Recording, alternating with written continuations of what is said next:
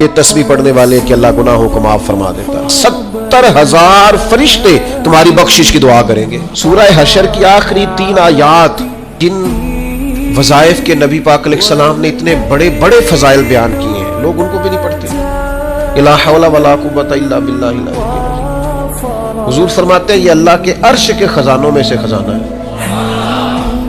بخاری مسلم میں حدیث ہے، فرمایا 2 کلمے ایسے ہیں زبان سے کہنے آسان ہے، میزان میں جب تلیں گے تو وزن بہت زیادہ ہوگا، اور حبیبتان الی الرحمن، فرمایا کہ دونوں کلمے تمہارے رب کے محبوب ہیں، اللہ کو پیارے ہیں۔ یا رسول اللہ کون سے؟ فرمایا سبحان اللہ و بحمدہ سبحان اللہ العظیم۔ کتنی اللہ کے محبوب نے ان 2 کلمات کی فضیلت بیان کی، پڑھتے ہی نہیں لوگ، توجہ ہی نہیں کرتے۔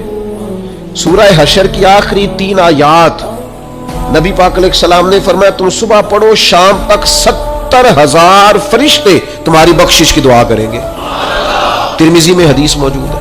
اور صبح پڑھو گے تو شام تک، اور شام پڑھو گے تو صبح تک 70,000 فرشتے بیٹھے ہیں تمہاری بخشش کی دعا مانگ۔ لوگ وظائف پڑھتے ہی نہیں۔ یہ خانقاہی لوگ ہیں ہم، جو سب سے پہلا وظیفہ جو ہم دیتے ہیں یہ پہلا سبق ہوتا ہے الف با تا سا ہے۔ جس نے اس کی پابندی نہیں کی اس نے آگے کیسے بڑھنا ہے؟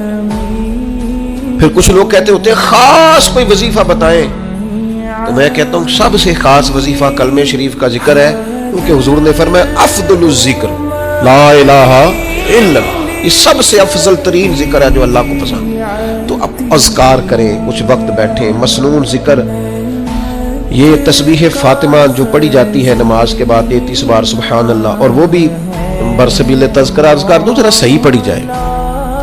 بعض لوگ تو ایسے مجھے تو نہیں سمجھ آتی کیسے وہ پڑھ لیتے ہیں 33 بار سبحان اللہ سبحان اللہ سبحان اللہ۔ کچھ تھوڑا سا آپ وقت دیں اس کو، کوئی 33 بار کہنا کوئی مشکل کام ہے؟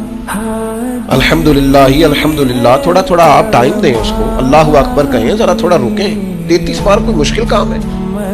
اور فضیلت اس کی اتنی ہے کہ فرمایا اگر کسی کے گناہ سمندر کی جھاگ کے برابر بھی ہو تو یہ تسبیح پڑھنے والے کہ اللہ گناہوں کو معاف فرما دیتا ہے۔